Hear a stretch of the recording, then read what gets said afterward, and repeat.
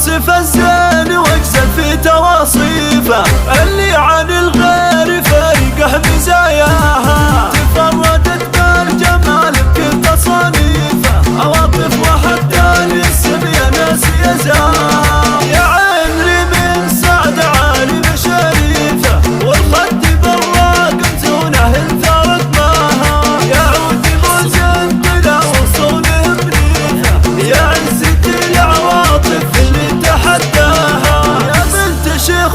جزيلة مواقيفه، حمود والطايل يتعب لمرقاها، راعي الكرم والشجاعة مكرم ضيوفه، في القصايد لمن حسن معناها، والجد مهدي معروفه مواقيفه، والف حميد المدح للكرم ويزهاها، ابى اوصف الزين واجزل في تواصيفه.